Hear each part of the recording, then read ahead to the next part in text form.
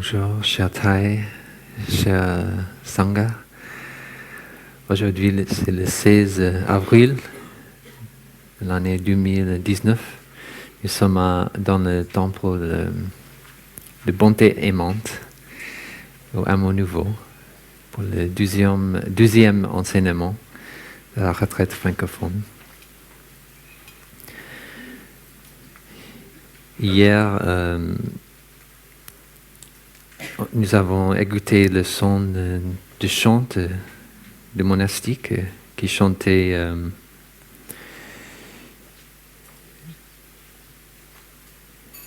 Namo Avalokiteshvaraya. Et le frère Papou, notre abbé, nous a invités de toucher la compassion, c'est-à-dire toucher la graine de la compassion pour que ça puisse se manifester en nous, envers nous, nous-mêmes, envers ceux qui sont autour de nous, et aussi l'envoyer dans tout le monde. Parce qu'on sait bien qu'il y a des gens partout qui souffrent. Et la vraie pratique de la compassion amène la guérison, amène le soulagement.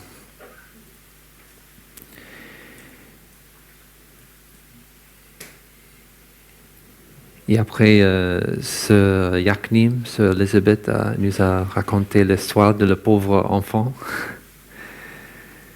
qui a tout dont il a besoin. Mais quand même, il cherche d'ailleurs. Il cherche quelque chose. Et dans cette recherche, il se trouve dans la pauvreté. Chaque fois, il essaie de trouver, d'arriver à son but, à son objectif. Mais chaque jour, il se trouve plus dans la pauvreté, plus pauvre. Et son père, qui est très sage, qui est très riche aussi, doit employer des moyens habiles pour l'aider de revenir à son nature originelle, comme le fils de son père.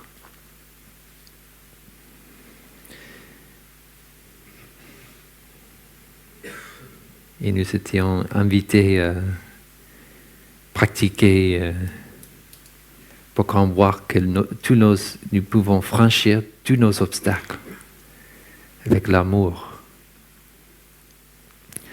Alors, comment pratiquer l'amour alors? Ça, c'est le thème d'aujourd'hui.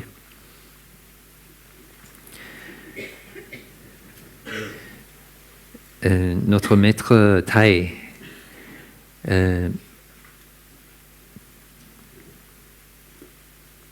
voit l'amour comme quelque chose que nous devrons cultiver. C'est comme le pauvre enfant. L'amour est là dans notre cœur, mais on ne sait pas que c'est là. Alors on cherche ailleurs pour l'amour. On cherche dans nos parents, on cherche peut-être avec notre mari, notre femme, notre compagne.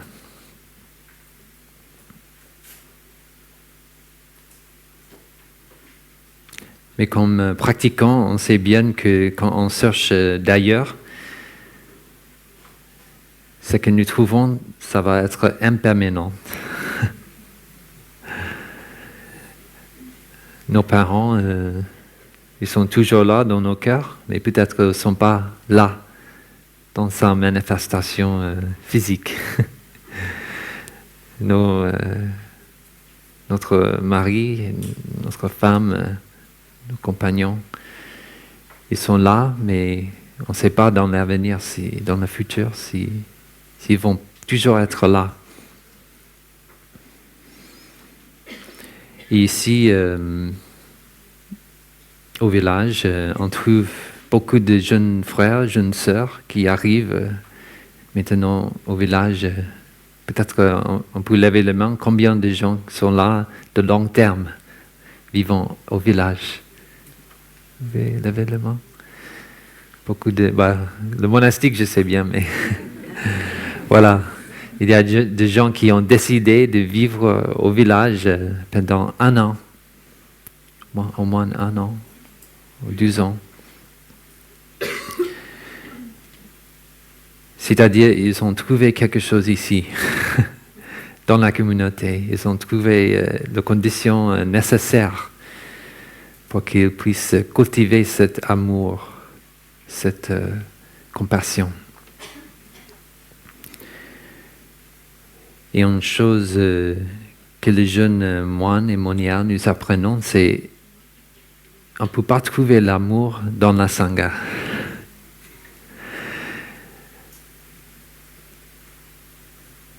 Parce qu'on tombe amoureux de la Sangha.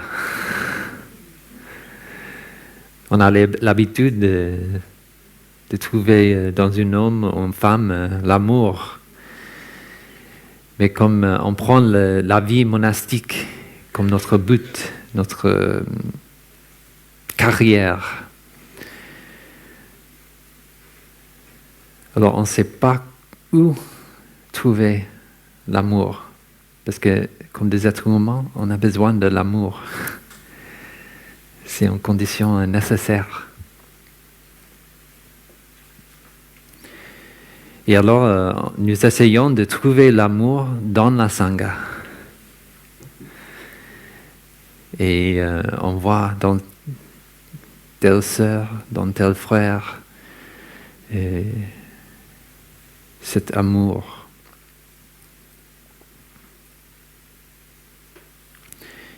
Et on vous fait que cet amour, c'est à nous. C'est à nous-mêmes. Et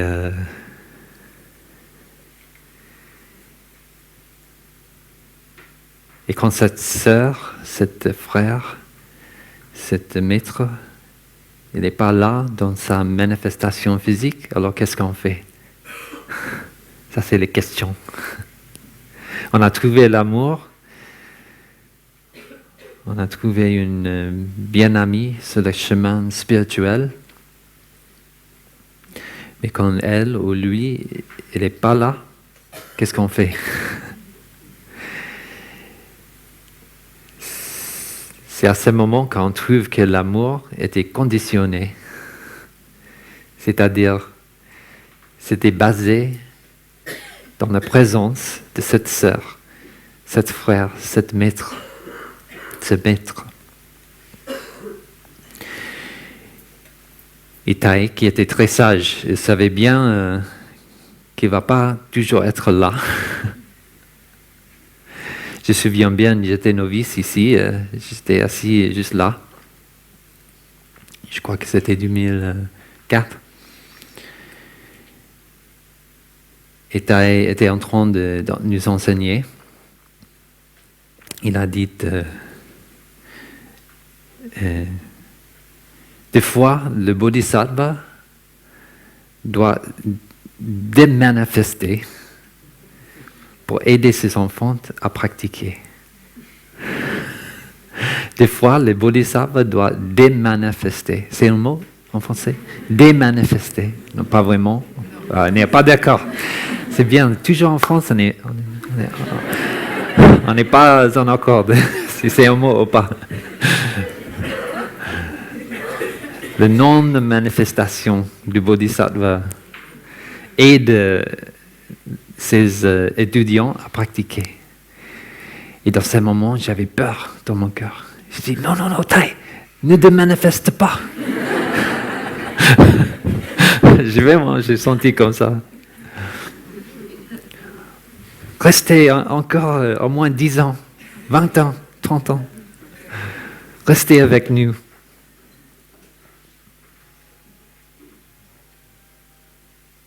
Nous pouvons écouter le son de mobile.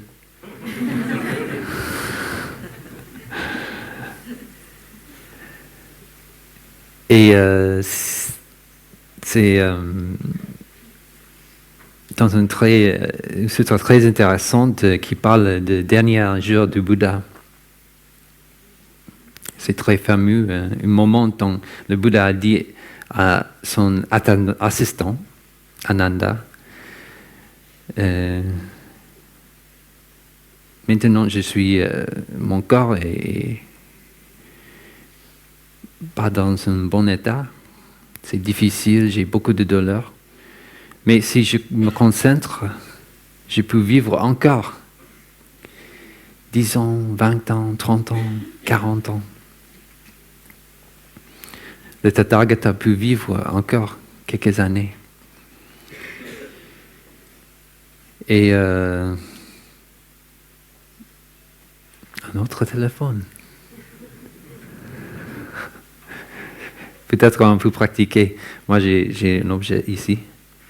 Voilà. Et au village de Puni, on pratique l'arrêt du téléphone. Tu vois, je tape les deux boutons. On peut pratiquer. Qui a des téléphones? Vous pouvez le montrer, s'il vous plaît. On va pratiquer ensemble. On pratique l'arrêt de pensée, mais aussi l'arrêt de téléphone.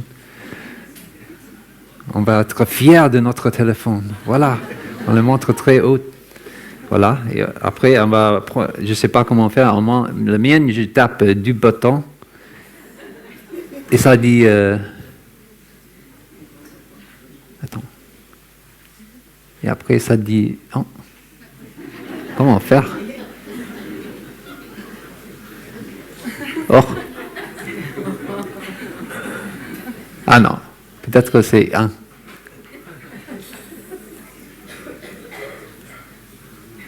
Ah voilà. Éteindre. Et... Ok. Voilà, nous pouvons écouter un son de la cloche.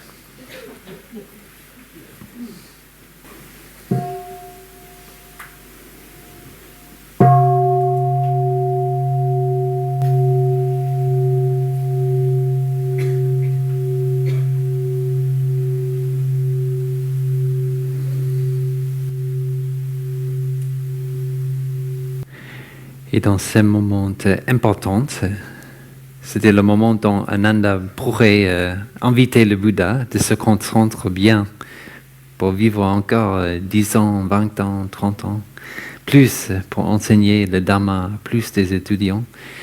Il n'a rien dit. Et les autres moines n'étaient pas contents avec Ananda après.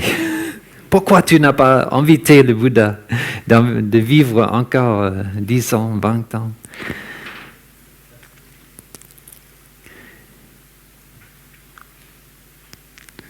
Et c'est pour ça, aujourd'hui, Kantai est là, encore avec nous. Il est en Vietnam, mais il est encore avec nous.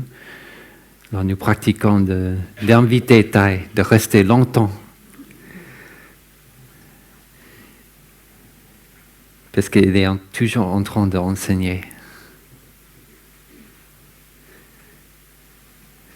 Peut-être que ce n'est pas à travers des oreilles, mais des autres manières. Il y a plein de manières d'enseigner et plein de manières d'apprendre.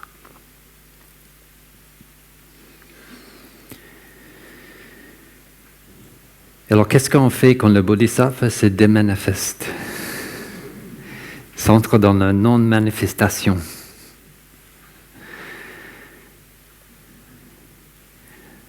Alors, Thai nous propose comment pratiquer le véritable amour. C'est une pratique.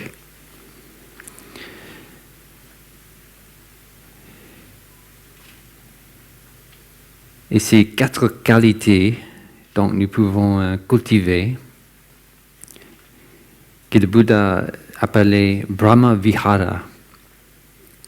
C'est l'abode de divine, ou résider dans la divinité, peut-être. C'est demeurer dans la Brahma. Brahma, c'était tout l'univers. On peut dire le Dieu.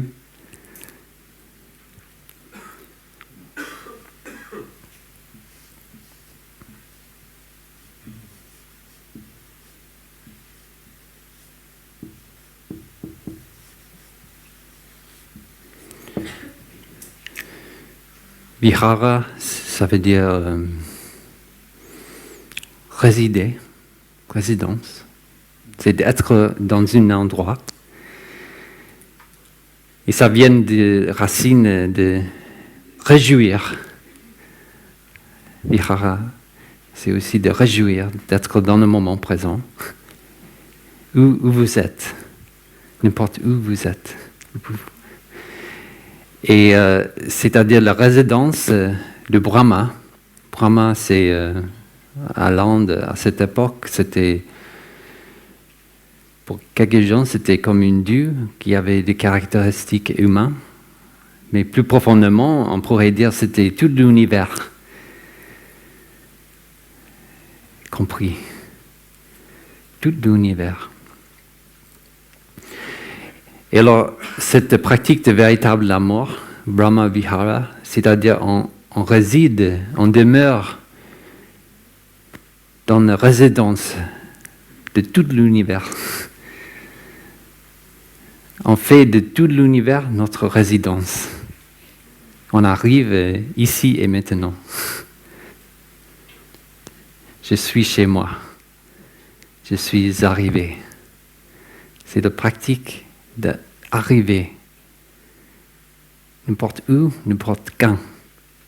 Bah, il y a juste maintenant.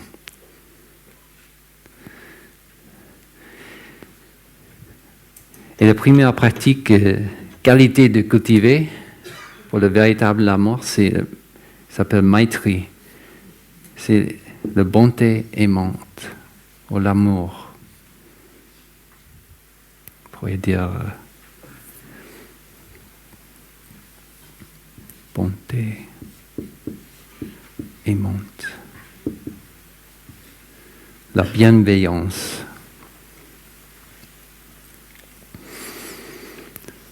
Ça vient aussi du mot mitra qui signifie ami. On pourrait dire aussi amitié. C'est la façon dont nous pouvons être vraiment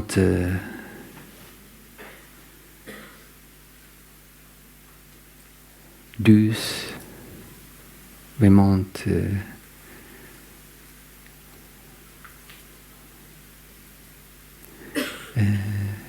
avec tendresse envers nous-mêmes et envers les autres. On pourrait prendre soin de nous-mêmes, prendre soin des autres. C'est la capacité de prendre soin.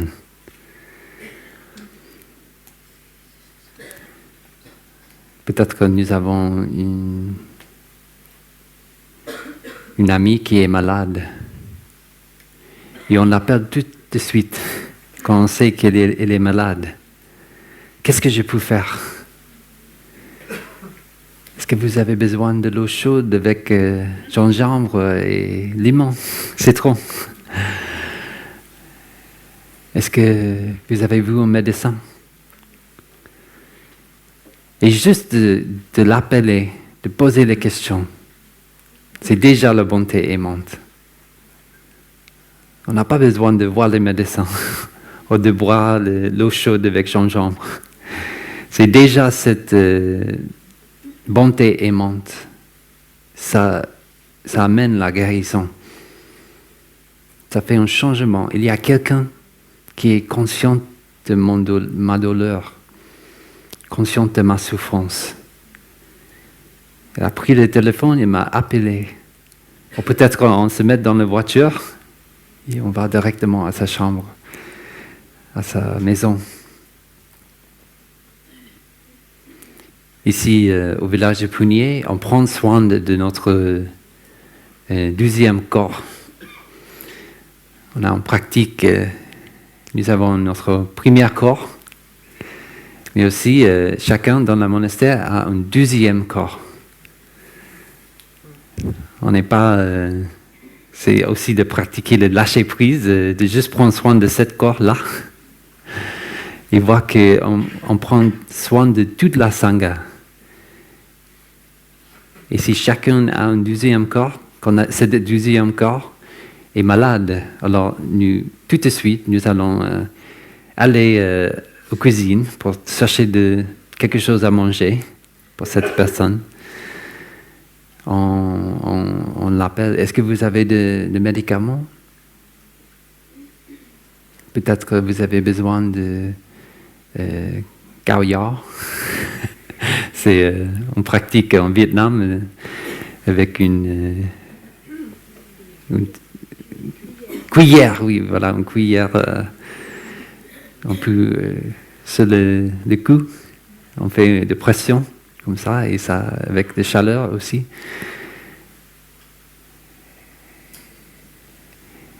Et déjà, juste de faire que cette personne, ce deuxième corps, est l'objet de notre attention, ça change déjà la situation. C'est pas la cuillère qui le fait. C'est pas l'eau chaude avec gingembre. Ça peut aider. Ça peut apporter quelque chose. Mais l'amour qu'on partage, c'est là la guérison, vraie guérison. Alors la pratique, c'est le matin, dans la méditation assise, on prend comme objet de notre méditation le véritable amour. Alors nous pouvons fermer les yeux et respirer, revenir à la respiration.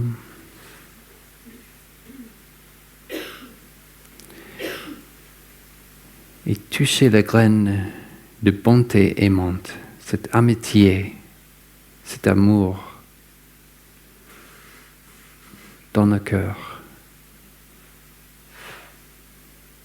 Et envoyer cette énergie de bonté aimante envers tout nos corps,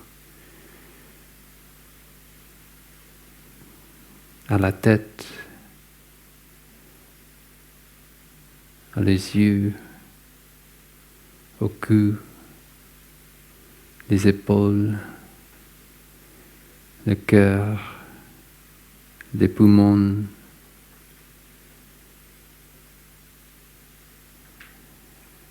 les bras, les doigts,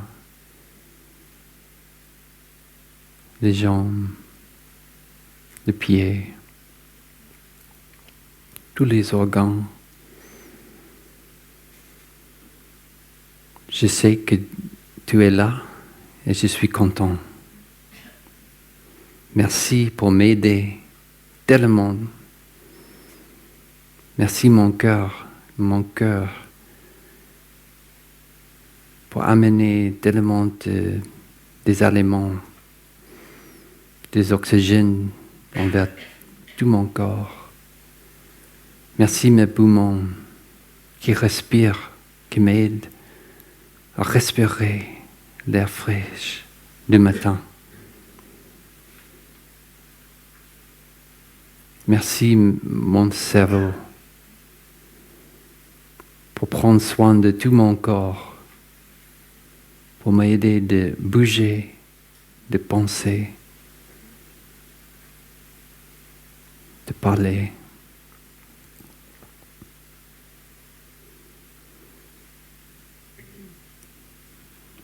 Merci mes yeux qui m'aident à voir toutes les couleurs merveilleuses de la vie. De voir mes sœurs, mes frères, mes parents, les oiseaux, les arbres, les fleurs de printemps. Grâce à mes yeux, je peux réjouir en chaque moment toute la beauté de la vie.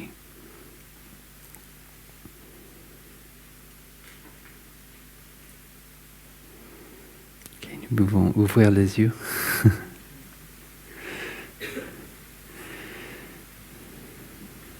C'est une pratique que nous pouvons faire pendant la méditation assise.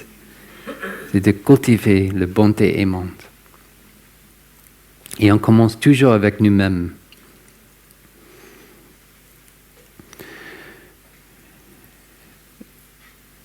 Les dernières années, il y avait beaucoup d'études sur le cerveau et la fonction du cerveau.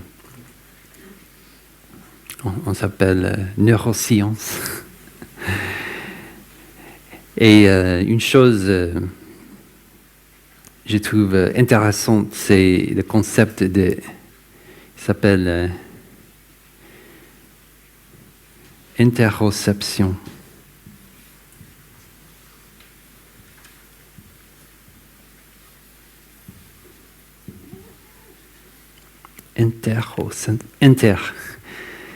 Interoception. C'est la perception dont nous avons de ce qui se passe dans nos corps. Le cœur qui bat, les poumons qui remplissent le sang avec d'oxygène et qui quittent le carbone.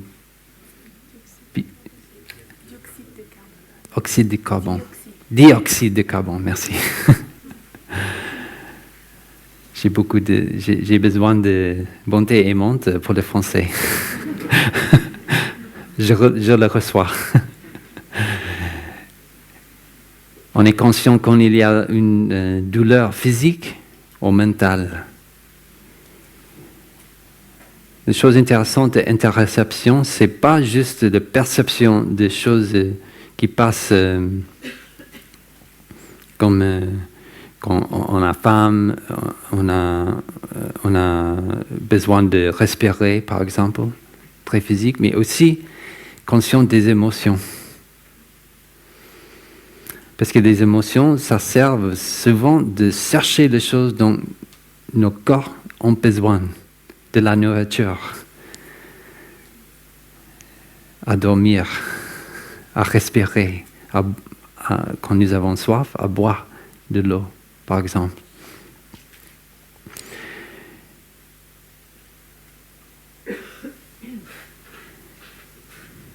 Et une fonction de conscience, c'est cette interoception qui reçoit beaucoup de nouvelles. Aujourd'hui, juste avant de venir, j'ai reçu des nouvelles, comme nous avons entendu, de l'incendie à Notre-Dame. Et j'ai vu les images. Mon frère m'a montré les images. Et nous, comme une collectivité, nous pouvons pratiquer d'être comme le cerveau qui pratique l'interoception. Il y a de nouvelles. On doit prendre soin de quelque chose. On a besoin de bonté aimante. Il y a une souffrance. Il y a une brûlure. Quelque chose qui ne va pas. Et des fois, le Bouddha, il a enseigné pareillement. Il a dit, les yeux, ils sont dans un incendie. Les oreilles sont brûlantes, en train de brûler. Le nez, il est en train de brûler. Le corps est en train de brûler. L'esprit est en train de brûler. Et cet enseignement, c'est de nous aider à nous éveiller. C'est pas de nous faire souffrir. Les yeux sont en train de brûler, mais nous ne sommes pas conscients. Les oreilles sont en train de brûler, mais nous ne sommes pas conscients. Il y a de douleurs dans nos corps qui nous appellent, mais nous ne sommes pas conscients. Parce qu'on n'a pas cultivé la pleine conscience de ce que nos corps veulent dire. Il est en train de nous parler comme un bébé qui pleure. Mais on nous écoutons pas.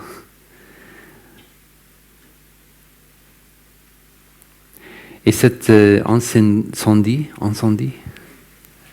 à Notre-Dame, c'est pareil. On pratique d'écouter profondément.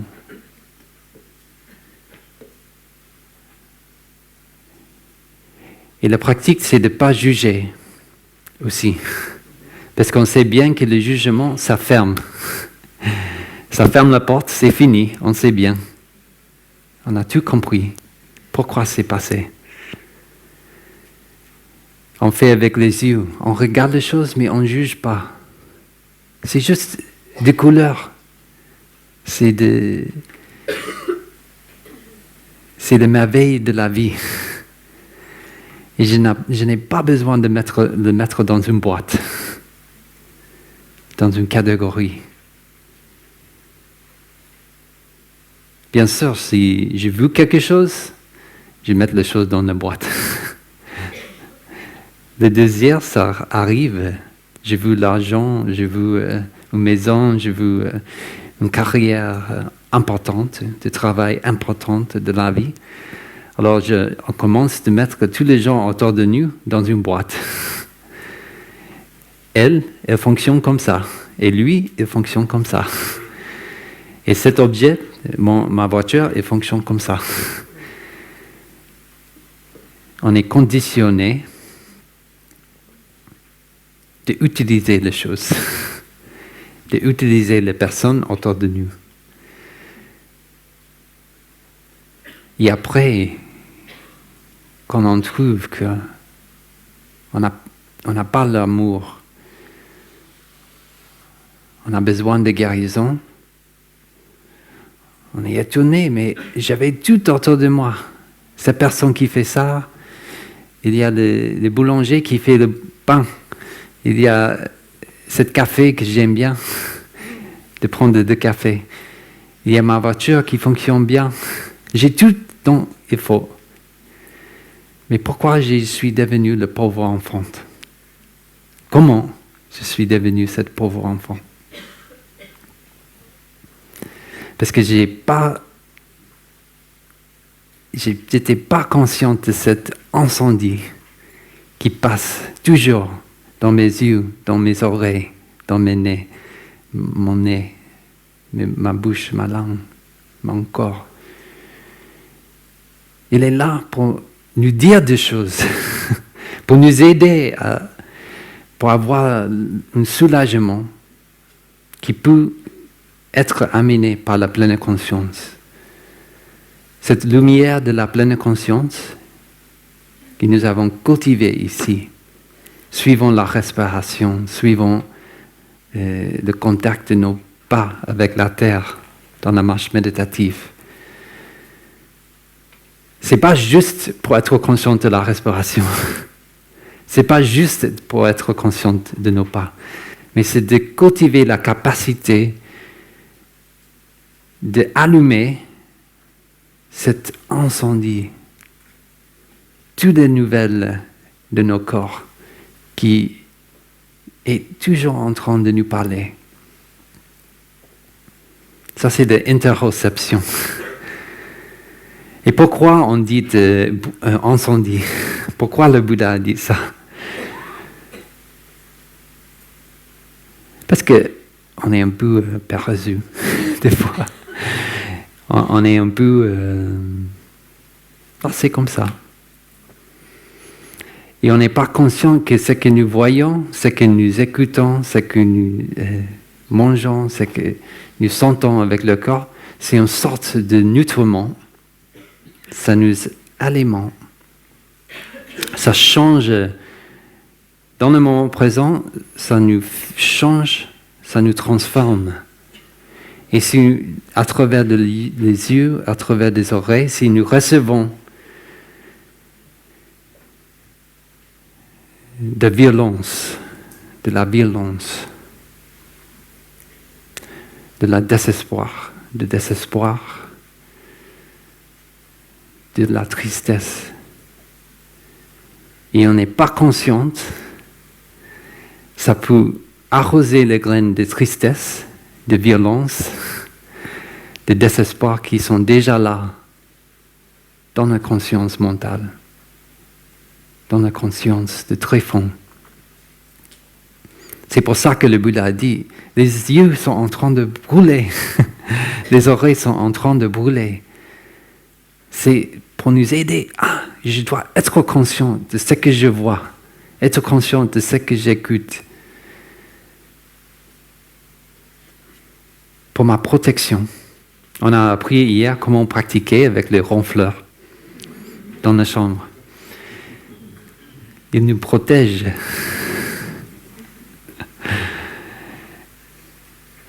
Et on dit souvent le ronfle.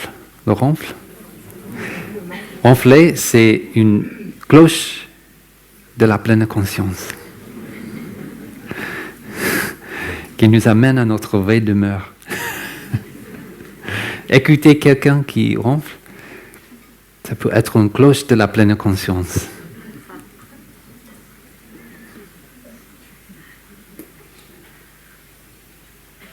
Parce que ce n'est pas le ronfleur qui nous empêche de dormir, c'est nos pensées. C'est nos pensées. On est toujours en train de penser. Ce discours mental. Et à dormir, nous voulons oublier ce discours mental. Mais pendant toute la journée, ça roule comme ça.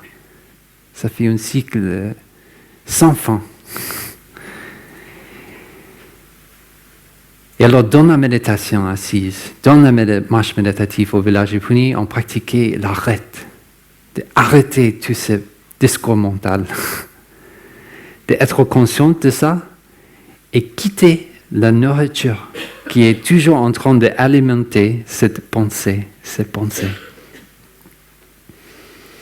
Je sais bien, il y a je crois que c'était l'hiver 2012-2013, tu as proposé que nous pratiquions de marcher, pas juste marcher sans parler, marcher sans penser. D'arrêter cette radio que nous avons dedans, de penser sans PSA, penser sans arrêt. Nous sommes toujours en train d'écouter le radio PSA, penser sans arrêt.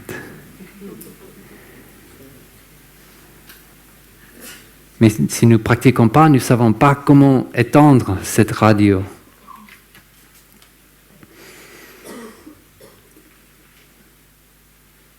Ce n'était pas toujours là. Comme un jeune enfant, on était ouvert à tout le monde. On était présent pour toutes les choses qui passent autour de nous. Mais après, avec l'éducation, avec la société, on est rentré, on ne se souvient pas quand, mais ce discours mental, on ne voit pas le commencement, on ne voit pas le fond. Et ça fout tout le temps. Alors la pratique du village, c'est de voir comment nous sommes en train d'alimenter ces pensées. C'est dans nos perceptions. Elle, je ne l'aime pas. Lui, il est très gentil. Ça sent bien. Ça, je ne le mange pas. Toute cette habitude que nous avons cultivée, le conditionnement de notre esprit et notre corps, ça nous amène à ce moment présent dont nous avons le discours mental sans arrêt. De penser sans arrêt. Mais si nous savons comment allumer avec la pleine conscience ce qui se passe dedans. L'interoception. De savoir, c'est mon cœur qui bat. Mes poumons, ma bouche, mon nez qui respire.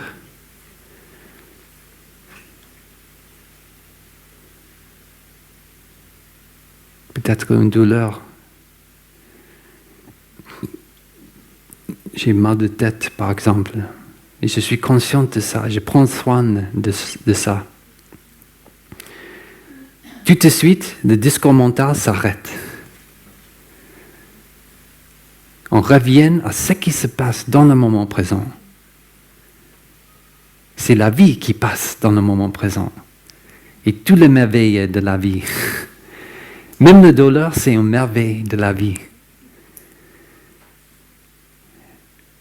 Notre grand frère Fabien, il a proposé une image. Si qui là a été là pour la retraite d'été au village, une fois. Pas beaucoup de monde. Ah, ok. Et c'est un événement très attendu à mon duo, quand les enfants se servent de nourriture. Et des fois, ça passe qu'on attend un bruit. Pouah! Et on regarde sur le sol. Et là, il y a une fleur.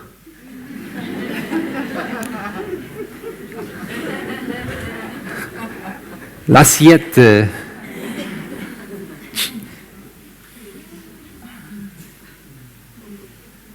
est cassée comme ça.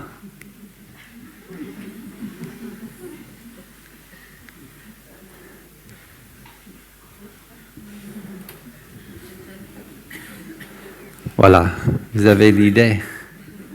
C'est cassé et la nourriture c'est partout. De salade, voilà. Bah, les enfants ne prennent pas de salade, mais voilà, il y a des lentilles, de riz blanc, ils aiment bien le riz blanc. Et c'est comme une fleur, là, sur le sol. Et Fabien a partagé, quand j'étais une jeune novice, ça m'énervait quand j'ai vu quelqu'un a cassé une assiette. Toute la nourriture, c'est gaspillé sur la terre. Mais il a changé l'esprit. Et maintenant, il le voit comme une fleur. C'est une fleur qui s'est manifestée sur le sol. C'est une œuvre d'art qui est là. On a juste besoin d'apprécier cette œuvre qui s'est manifestée par nos artistes, les enfants.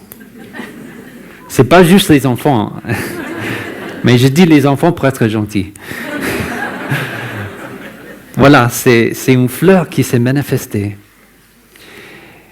Et j'aime bien cette image parce que c'est le même avec la souffrance. Si on change l'esprit, si on change la façon de voir la souffrance, on le voit comme une fleur qui s'est manifestée. Waouh, ma souffrance. Parce que normalement, nous sommes, ma souffrance. Oh, je souffre. Oh. Mais si on change, là, c'est pas de juger, quoi. C'est juste notre façon de regarder qui a changé. On regarde différemment. Waouh, ma souffrance. Quelle merveille, quelle... Je veux le vendre. C'est dans une... comment dire, où ils vendent des peintures. Oui, voilà.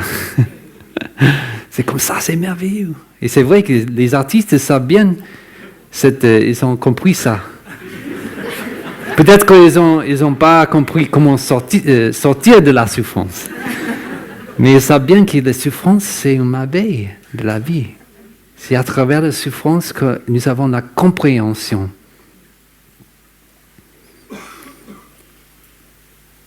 Tu as souvent dit, je ne veux pas que mes étudiants vivent dans un endroit où il n'y a pas de souffrance. Parce qu'il n'y a pas de souffrance, il n'y a pas de compréhension. Et ça, c'est de l'interoception. C'est d'être conscient de la souffrance aussi, du bonheur, mais aussi de souffrance qui se passe dans le corps.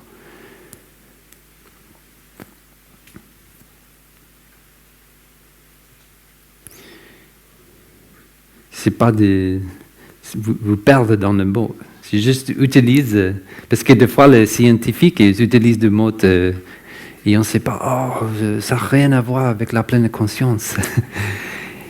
Et c'est utile. Nous avons une retraite de neurosciences en juin. Alors on va avoir des rencontres avec des scientifiques. C'est un petit peu intéressant de voir comment ils utilisent le mot pour parler de choses. Quand il y a on sait bien le mot homéostasie.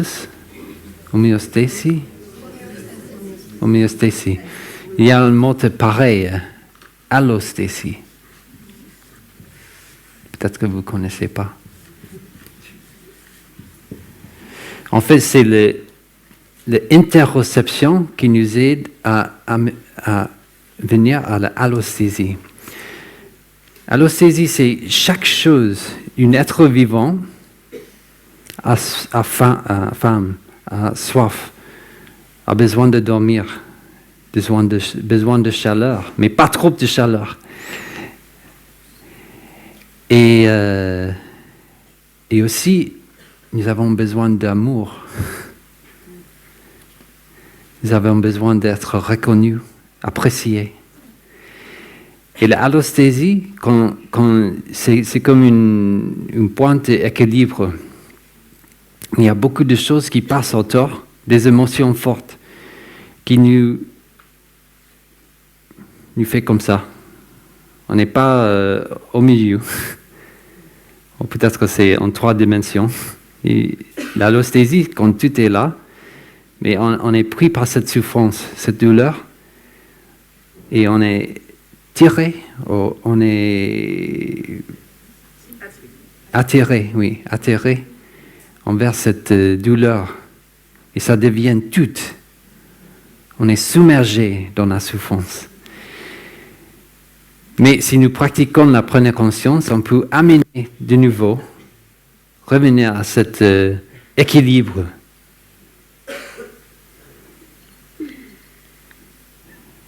La conscience nous aide, la pleine conscience nous aide d'être conscient. Il y a une douleur dans ma genou quand je pratique la méditation assise. Alors j'ajuste le corps. Ça c'est l'allosthésie. C'est de revenir à cet équilibre.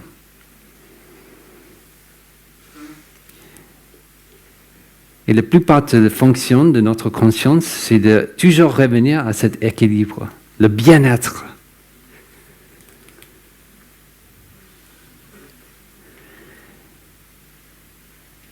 Mais comme nous sommes habitués à prendre les choses qui sont agréables et éviter les choses qui sont désagréables, nous avons des habitudes.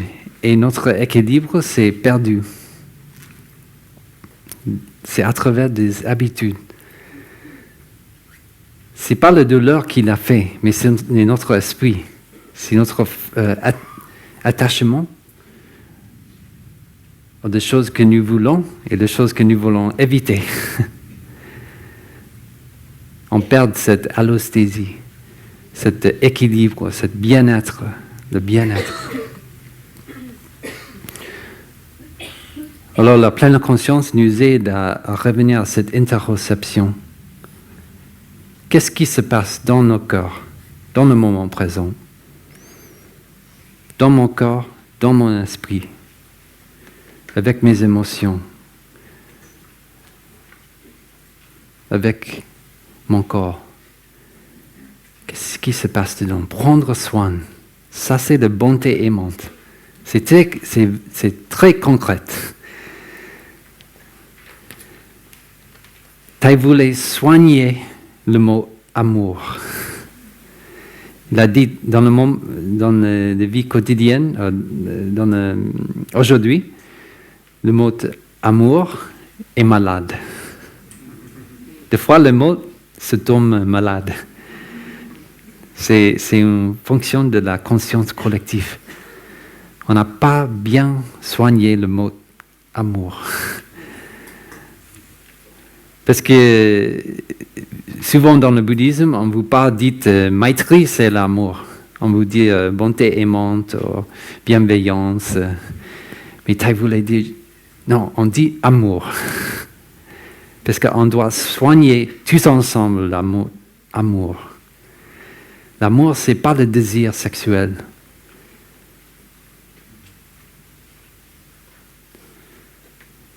Ce n'est pas le désir sexuel. C'est intéressant.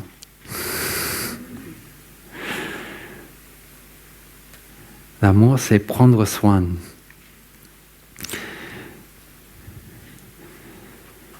Avec tendresse.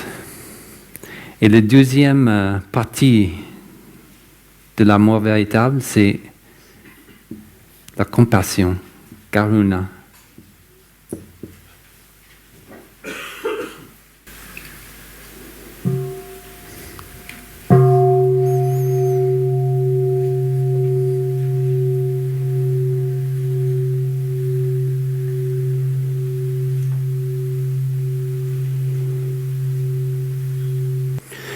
Au village de Punier, nous apprenons que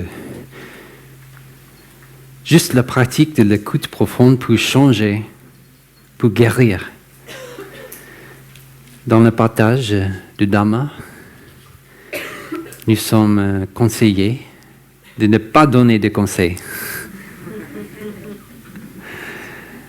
Parce que quand quelqu'un souffre, nous avons l'habitude de donner tout de suite des conseils. Ah, tu dois faire ça. Tu dois faire ça.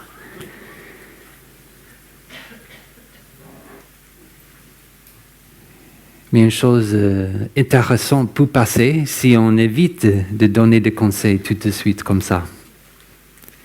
Si on pratique juste d'écouter profondément. Parce que dans la vie, c'est très rare de trouver des gens qui écoutent profondément. Qui pratiquaient l'écoute profonde. C'est très rare. C'est pour ça que choses sortent dans le partage du Dhamma qu'on n'a jamais dit, que nous n'avons jamais vu de nous-mêmes. Parce que cette vision profonde, cette écoute profonde qui se trouve dans le groupe, dans la collectivité, la sagesse collective, nous amène la sécurité, nous amène la vision profonde en nous-mêmes, de voir et de dire des choses que nous n'avons jamais dit à personne. Et ça passe tous les jours au village de Punier. C'est incroyable. Non? C'est la magie peut-être. Non, c'est juste l'écoute profonde. Parce qu'un Thay nous entraîne d'écouter profondément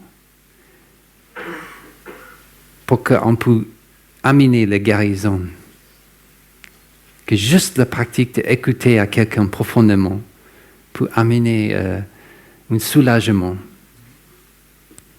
pour guérir à nous-mêmes et aux autres. Ça, c'est la puissance de la compassion. Peut-être que le mot puissance, ça ne vient pas à la tête quand on parle de compassion.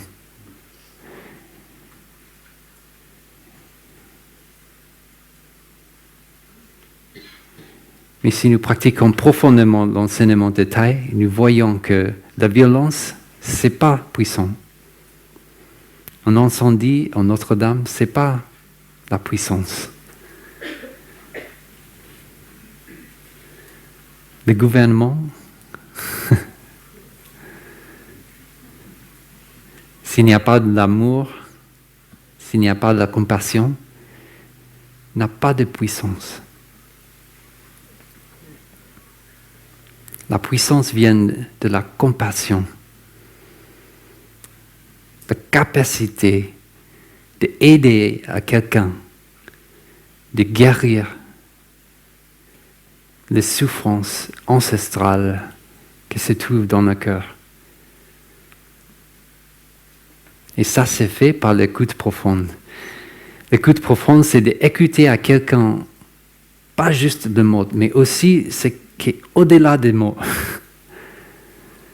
C'est d'écouter de toucher la souffrance. Mais comme un médecin, ce n'est pas juste l'empathie. Un médecin, il est en bonne santé. Mais il sait bien quel médicament à donner à quelqu'un qui est malade. Le médecin, il n'est pas touché par la maladie. Il n'a pas besoin d'être malade pour aider quelqu'un. C'est pareil avec la compassion. On n'a pas besoin de tomber dans le désespoir, dans la tristesse de l'autre personne pour l'aider. En fait, si nous sommes tombés dans le désespoir, ça fait 2 personnes qui sont dans le désespoir. Et on ne sait pas quoi faire. On ne peut pas sortir. Alors, avec notre pratique de la respiration consciente, on peut écouter profondément à cette personne, arrêter de juger. On dit le jugement, c'est comme quand il y a la pluie. Et normalement, la pluie peut pénétrer profondément dans la terre. Mais si nous avons de plastique au-dessus de la terre, la pluie ne peut pas rentrer. Ça, c'est nos perceptions. Notre façon de mettre les gens dans une boîte, une catégorie. Ça nous empêche d'écouter vraiment profondément. C'est pour ça que la pratique de la pleine conscience nous aide à quitter cette plastique et laisser que la pluie pénètre profondément dans la terre. Ça, c'est la pratique de l'écoute profonde. Ça touche la compassion. Les graines de compassion sont déjà là, dans la terre, de notre conscience très fond.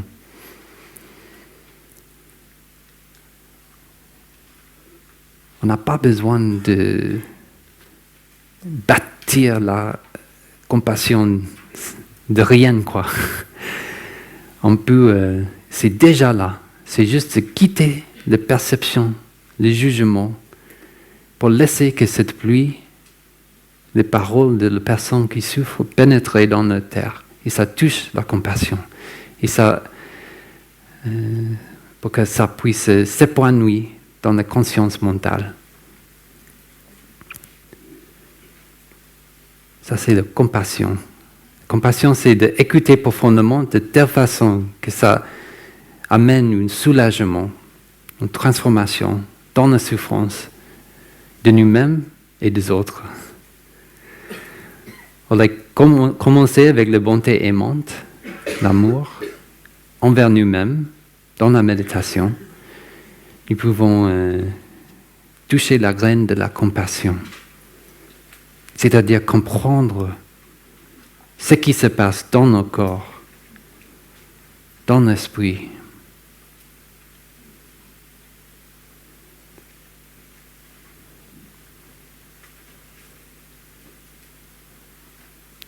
Et nous pardonner aussi. On peut voir dans le passé, peut-être nous étions en colère avec cette personne, ce qu'ils ont dit, ce qu'ils ont fait. C'est parce que nous n'avons pas bien compris cette personne. Nous n'avons pas compris sa souffrance. Alors nous avons réagi,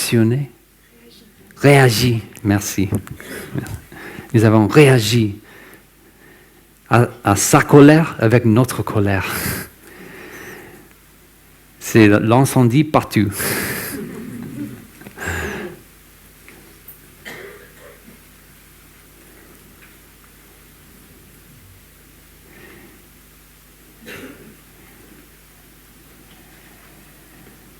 Dernièrement, j'ai reçu un email qui était, quelqu'un était vraiment en colère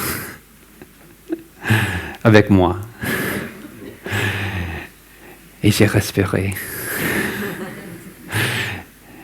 Et après, j'ai commencé à créer un email et je ne l'avais pas envoyé. Après, j'ai respiré.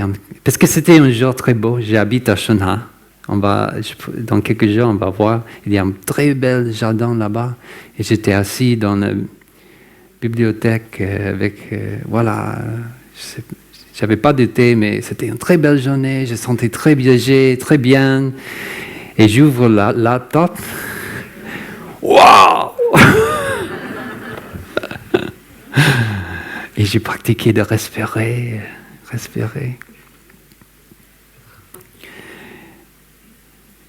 C'est une bonne pratique d'écrire un email et après ne pas l'envoyer. Un courrier électronique, par exemple. Tu dis courrier électronique? Courriel. Ok, email. C'est une bonne pratique d'écrire l'email et après ne pas l'envoyer. Et après, après une heure, j'ai écrit un autre email. Et j'ai dit, ok, je vais inviter ma deuxième corps à venir et je vais lire le courrier, cet email, avant de l'envoyer. Alors j'ai fait ça. Il était là, à côté de moi, et après il a dit, il y a toujours l'émotion dans cet email. Et j'ai dit, ok. Et je ne l'avais pas l'envoyé non plus.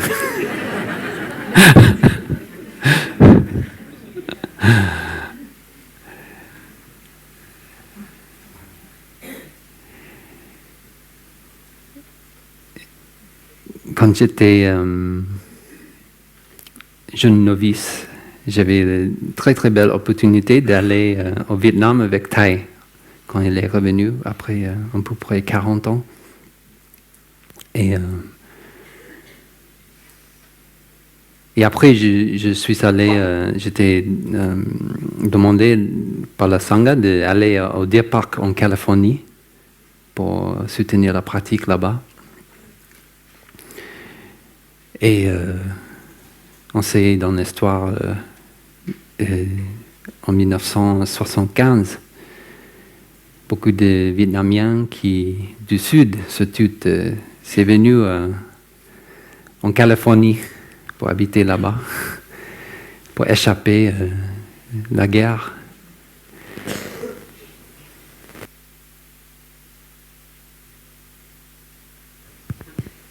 Et j'ai entendu, quand j'étais là, j'ai entendu parler des choses, mais très très méchantes, des choses, se taille, mais comment on dit ça? Et j'ai dit, parce que Thay est revenu au Vietnam, c'est-à-dire il collabore avec les communistes. Eh bien, allô? Parce que c'est des gens qui étaient vraiment traumatisés dans la guerre. Alors, il y a beaucoup des émotions très difficiles envers le communisme, on pourrait dire. Et j'ai pensé comme jeune novice, mais Thay doit écrire quelque chose, à reprendre ces choses horribles que ces gens ont inventées, des choses qu'ils ont dit. Mais Thay n'a jamais rien dit. Il n'a jamais répondu. Pendant des années et des années. Et j'ai dit, mais comment? Parce que pour moi, comme jeune novice, c'est tellement important la perception des autres. Qu'est-ce qu'ils pensent de moi? Qu'est-ce qu'ils disent de moi? Surtout, c'est des choses pas bien.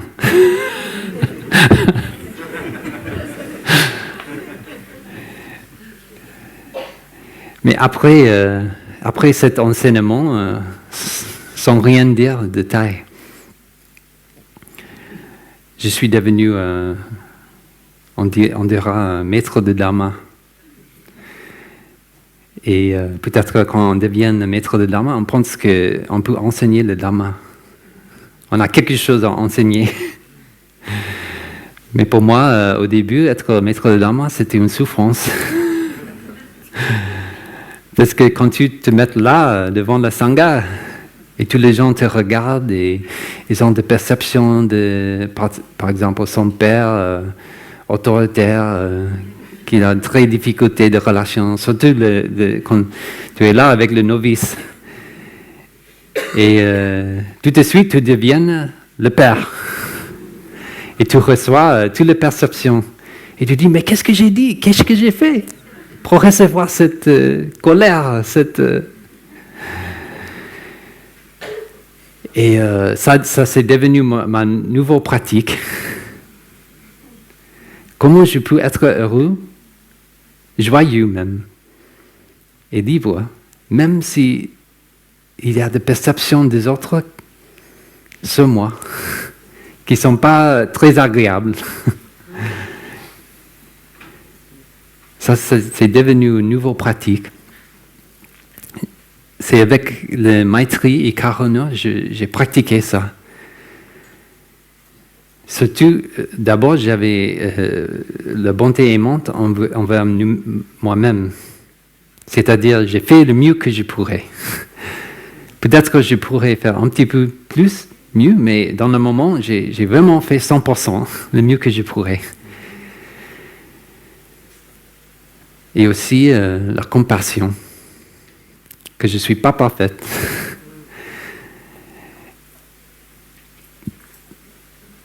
Il y a un mantra qu'Itai nous a donné. Vous êtes partiellement correct. J'aime bien cette pratique. C'est bien de le dire quand quelqu'un est en colère avec vous. Vous êtes partiellement correct.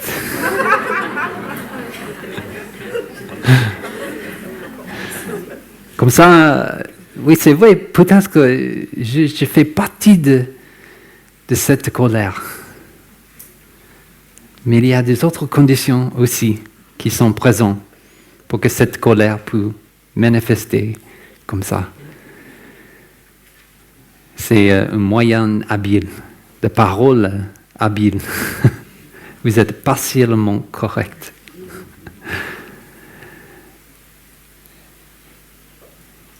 Et on doit dire ça avec Maitri et Karuna, avec la compassion et bonté aimante. C'est-à-dire, on comprend la souffrance de la personne qui est en colère. Alors, moi, ça, c'était ma pratique avec cette personne, de pratiquer, de comprendre sa souffrance. C'est vrai qu'il peut-être là des perceptions erronées, mais ce n'est pas suffisant. Je te dis, vous avez des perceptions erronées. J'ai essayé et ça ne marche pas.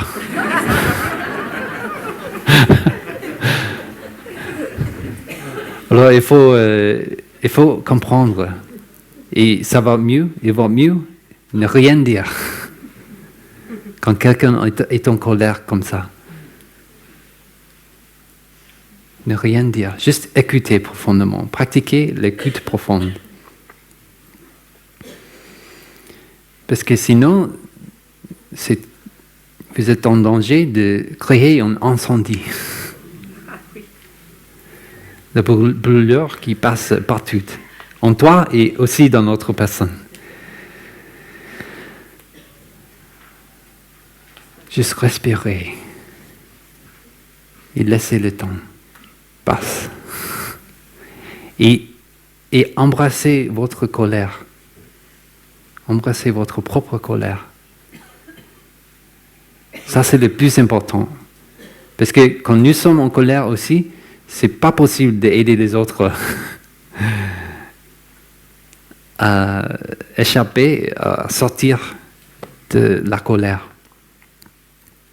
D'abord, il faut prendre soin de la colère en nous. Et c'est toujours plus difficile de reconstruire une relation qui était brisée que de ne pas le briser. C'est toujours plus difficile de reconstruire une relation brisée que de ne le pas briser. C'est-à-dire, ça ne veut pas dire qu'on supprime la colère. On reconnaît avec l'interoception. On est en colère. Il y a cette énergie ancestrale en nous d'éviter la mort, d'éviter d'être mangé par un tigre. Et on n'a pas de ronfleur à côté de nous. Alors, il faut amener la pleine conscience à cette colère et avoir avec compassion, avec douceur. Nous sommes des pratiquants maintenant. On n'a pas d'excuses. Et si nous voulons pratiquer bien, c'est nécessaire.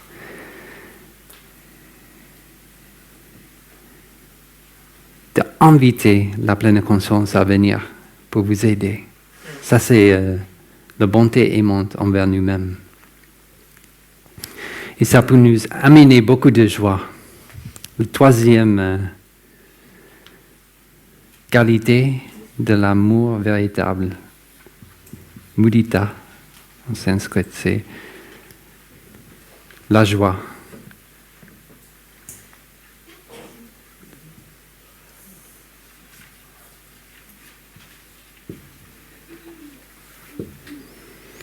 Si votre amour n'a pas de joie, ce n'est pas l'amour. Si votre amour n'a pas de joie, ce n'est pas l'amour. On doit renouveler cet amour, cette relation. Et la joie dans l'amour véritable, c'est une joie calme et tranquille.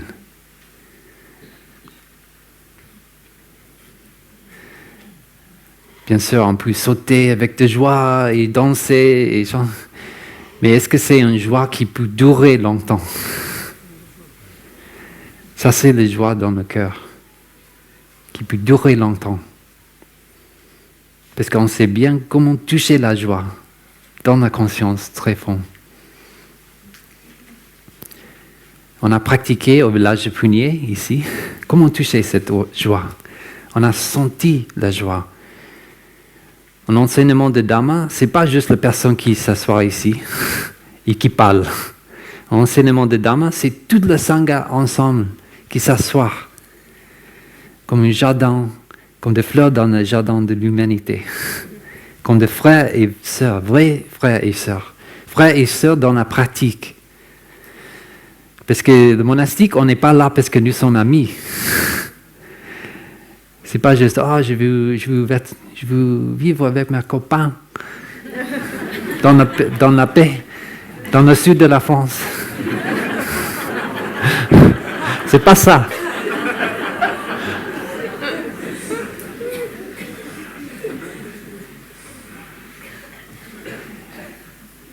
Il y a 2 semaines, nous avons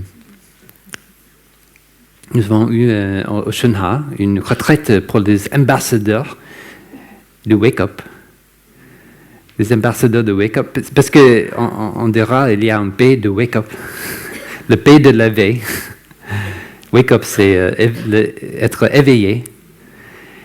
Et un mouvement de jeunes qui était commencé par Thai, qui s'appelle Wake Up, qui s'est répandu un petit peu partout dans le monde. Et des ambassadeurs de Wake Up étaient là à Shunha et j'avais une consultation avec une pratiquante de Paris. Elle a parlé de vacances en pleine conscience. Les jeunes dans Wake Up, ils ont fait de vacances en pleine conscience. C'est-à-dire, tous les amis de Wake Up, Ils sont allés dans la maison de quelqu'un, dans la famille, ils ont passé une semaine ensemble. Et la première année, ils ont fait ça, je crois en 2017. C'était après la retraite Wake Up, ici au village de Punier. Ils ont dit, on va faire le même, comme les moines et monastiques. On va faire un programme, on va pratiquer la méditation assise, la marche méditative, le partage du Dharma, voilà. Et c'était extraordinaire, c'était magnifique. Ils sont vraiment devenus des amis de Wake Up Paris. Et alors, ils ont essayé une deuxième fois. Mais cette deuxième fois, ils ont dit, maintenant, pas de programme. On va faire juste la vacance en pleine conscience, mais sans programme. Et elle, la personne qui m'a raconté cette histoire, elle a souffert un petit peu. Elle voulait la marche méditative. Elle voulait la méditation assise. Et des fois, elle se demandait, qu'est-ce que je fais là, s'il n'y a pas de méditation? Qu'est-ce que je fais là? Comment que c'est une vacance en pleine conscience? Après, elle est revenue à soi-même, à pratiquer. Et la troisième fois, ils ont fait des vacances en pleine conscience. Elle a déjà su que, voilà, il n'y a pas de programme, mais je vais avec des amis de Wake Up, on va ensemble.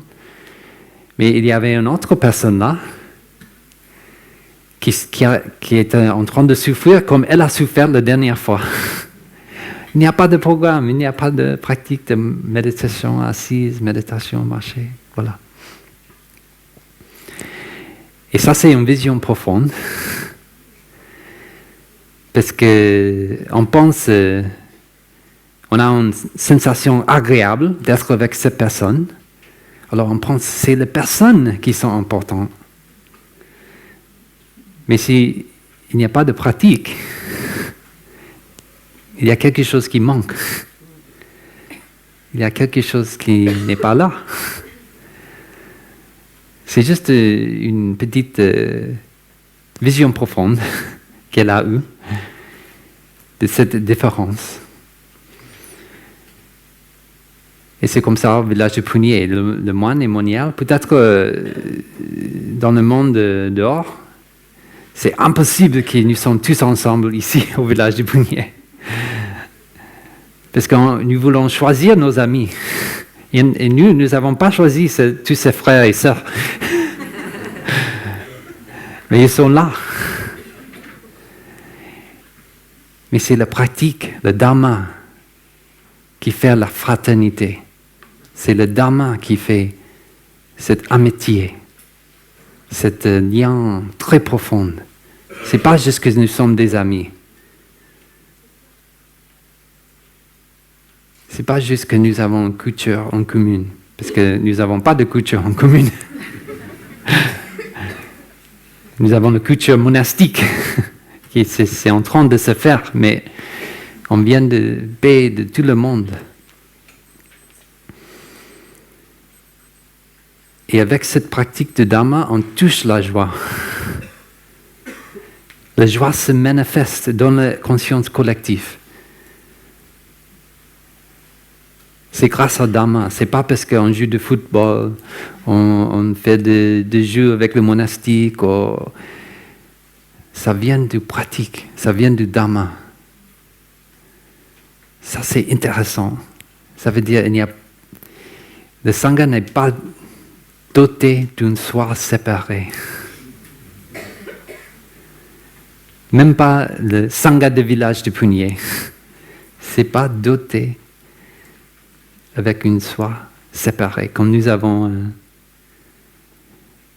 écouté avec le très bel chant par Frère Fablin ce matin, chanté par le monastique en français, c'est magnifique.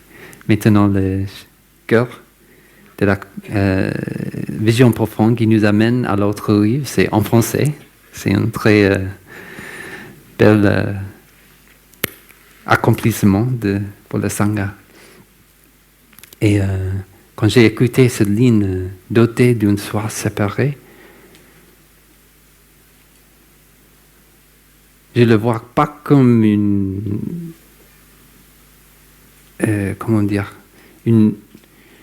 façon de décrire le monde. C'est une pratique.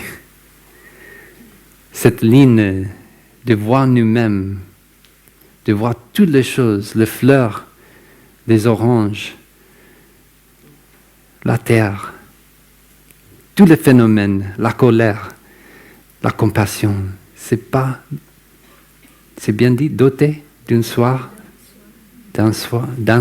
séparé. C'est-à-dire tout est lié. Il n'y a pas de séparation, quoi que ce soit. Ça donne de la joie. On dit expérimenter le vide dans le moment présent, c'est l'existence merveilleuse. Le vide, c'est l'existence merveilleuse.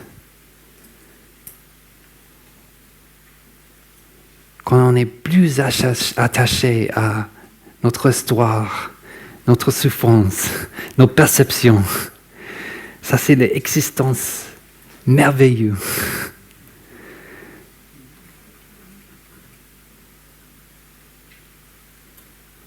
Thay a écrit un poème très bel sur la lune pleine.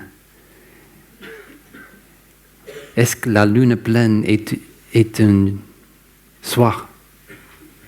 Non, il n'a pas une soir.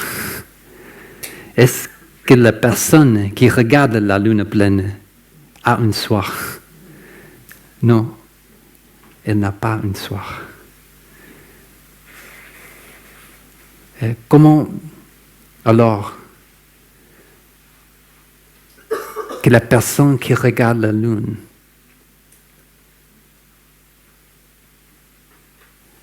réjouir de la lune pleine? C'est précisément parce que la lune et les personnes qui regardent n'ont pas de soi. C'est précisément parce qu'il n'y a pas de soi qu'on peut réjouir de la lune pleine, de la pleine lune. Ça, c'est la joie qu'on touche avec le véritable amour. On voit que l'objet de notre regard et le sujet de notre regard n'a pas de soi séparé. C'est vide, le vide.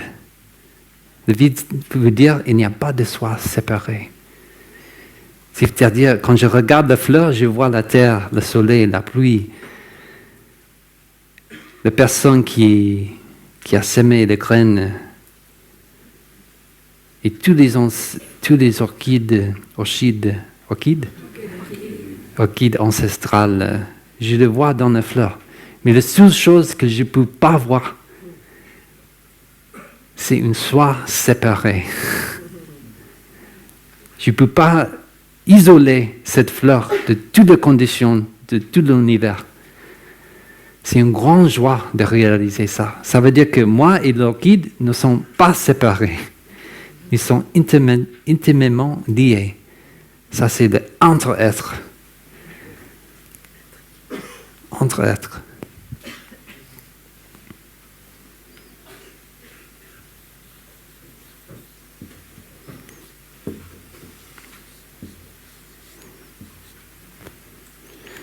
Et on sait bien que quand nous pratiquons l'entre-être, que c'est vrai, parce que la joie soit présente. La joie est présente. Si la joie n'est pas présente,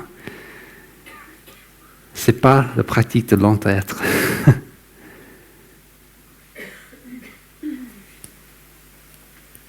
La joie. On peut écouter un son de la cloche.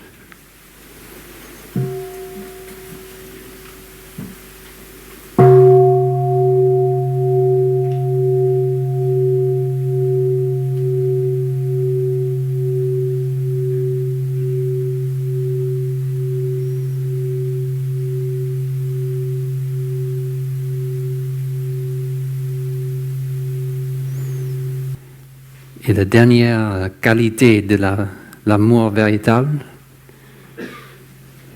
c'est upeksha, l'inclusivité ou l'équanimité.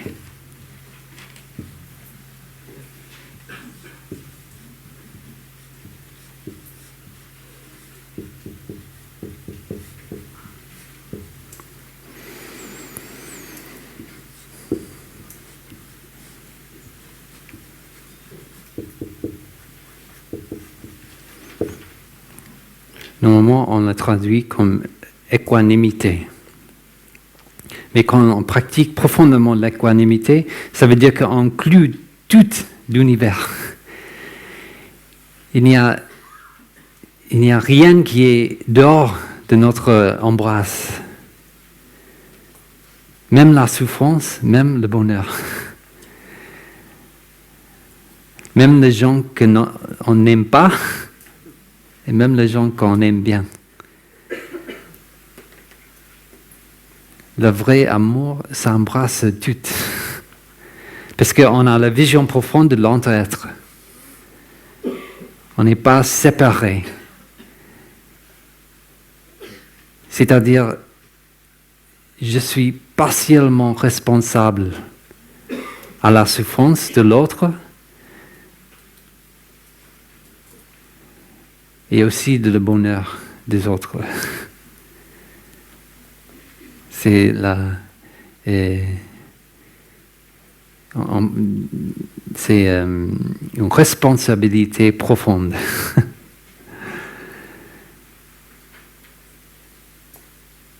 C'est-à-dire, dans le passé, nous avons eu de colère, de la tristesse en nous, et nous avons arrosé les graines de tristesse et de souffrance dans des autres. Et après, quand on voit quelqu'un perdu dans le désespoir, on voit qu'on est aussi partiellement responsable. Parce que c'est pas, le grain de la désespoir, c'est pas une chose individuelle. C'est collectif. Et chaque fois que nous arrosons la graine de désespoir en nous-mêmes, ça va arroser les graines de désespoir dans les autres, tout de suite. Même sans rien dire, même sans rien faire. Juste dans l'esprit.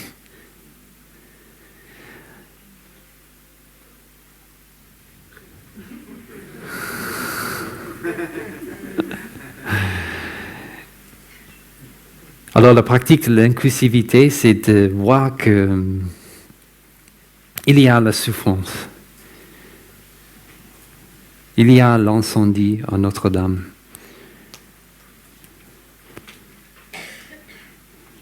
Il y a des attentats ici en France, dans le monde. Mais on embrasse toute cette souffrance.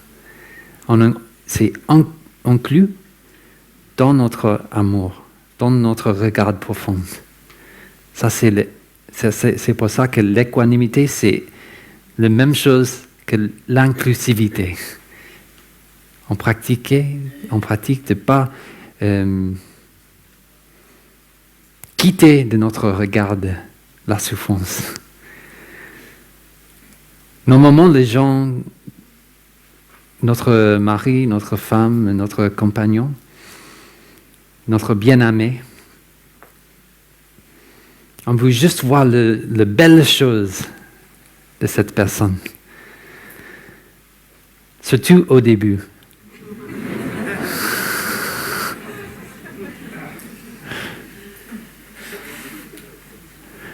On ne veut pas savoir la souffrance de son père. On ne veut pas voir sa difficulté de manger en modération. On ne veut pas voir sa colère. On ne veut pas voir sa tristesse. Il faut le cacher au début pour donner une image très belle pour qu'on puisse recevoir l'amour, pour qu'on puisse être digne de l'amour de l'autre personne.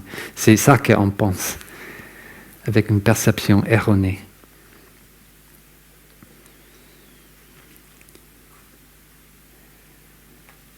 Mais après quelques temps, ce qui est caché commence à sortir.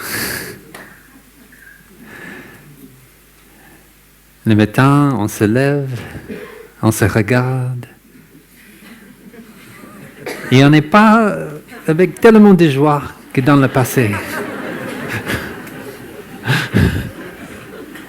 Parce qu'il a dit ça hier soir, et il a fait ça. Voilà. Comment ça s'est changé? Parce que peut-être que notre amour n'était pas inclusif. C'était un amour discriminante.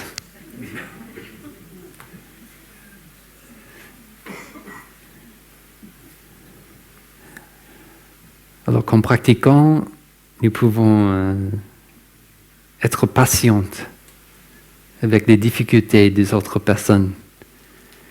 Si nous pratiquons la patience avec nous-mêmes, et on voit bien que nous avons des difficultés, que c'est pas facile à transformer, à guérir, on peut aussi avoir de patience pour les autres, pour ces difficultés. De ne pas juger. Parce que cette souffrance, ça ne vient pas juste d'elle ou de lui, mais ça vient de son père, sa mère, ses grands-pères, grand-mère, et toutes les générations. Comme sœur Yakni m'a dit hier, on a reçu toute la capacité de nos ancêtres de vivre. Et aussi, nous avons reçu des douleurs, des souffrances, de la haine, de la tristesse. C'est passé de génération en génération. Avec cette compréhension, nous pouvons pratiquer l'équanimité. On peut continuer à donner l'amour tout en sachant que ce n'est pas juste la belle chose qui fait partie de notre amour, mais aussi la souffrance, aussi la difficulté. Ici, nous avons déjà pratiqué la bonté aimante, l'amour, la compassion. Ce n'est pas difficile de faire ça. Alors, comme méditation assise, je vous invite de pratiquer ces 4 qualités de l'amour véritable. On pratique comme Frère Phaphu nous a partagé hier. On commence avec nous-mêmes. On envoie la bonté aimante, la compassion, la joie, l'inclusivité à nous-mêmes, à nos émotions, à nos formations mentales. Et après, on peut envoyer à tout le monde qui est autour de nous dans la salle de méditation, nos amis dans la pratique.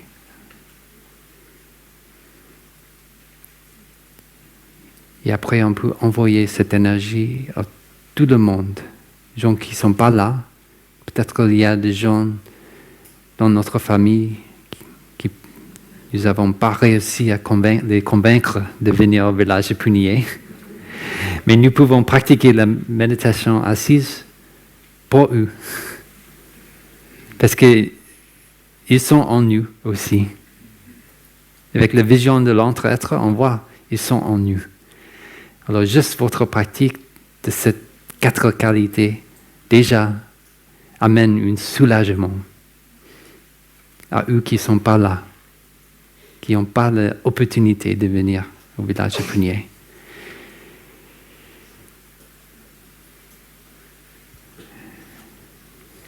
Demain, nous avons la journée de la paresse.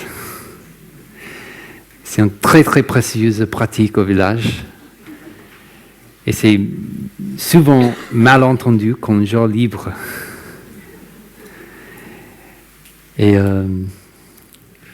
je veux vous inviter d'aller profondément dans cette pratique de la paresse. Souvent, les gens ont demandé à Thay, s'il vous plaît, Thay, est-ce que nous pouvons changer comment il s'appelle? La journée de la paresse. t'as refusé plusieurs fois. La paresse, parce qu'il a vu qu'on a besoin de la paresse. On se lève chaque matin, on fait des plans, déjà, avant de mettre le pied sur le sol. On sait, je vais faire ça, atelier, et je vais aller là, je vais parler avec lui, ouais, déjà c'est fait. On peut revenir à dormir parce qu'on a déjà fait toute la journée.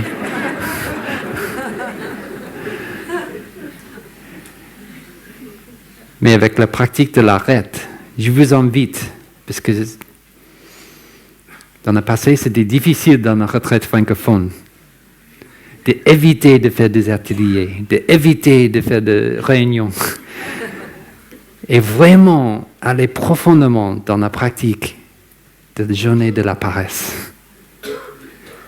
sans aucun plan. Est-ce que vous pouvez réjouir de votre respiration consciente, sans programme? Est-ce que vous pouvez réjouir de votre pas en pleine conscience, sans programme? Nous avons tant de manger, mais à part de ça, c'est libre.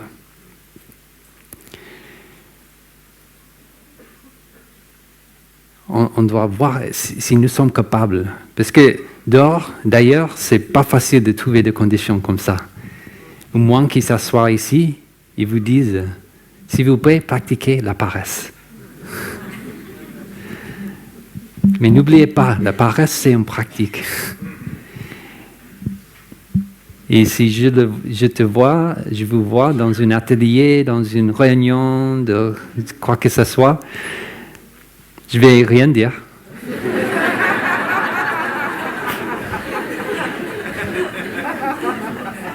Je vais juste sourire. Ah, ma petite réunion, ma petite atelier. Je sais que vous êtes là. Peut-être encore le cerveau est en train de faire des choses. Et on se trouve difficile d'arrêter. Mais si vous voulez, si je vous vois promener en pleine conscience, sans but, quoi que ce soit, je vais aussi sourire. Je pratique l'inclusivité. Je peux apprendre quelque chose. Un bon pratiquant de la paresse. Bonne chance. Et je vous souhaite une très très belle journée de la paresse demain. Merci.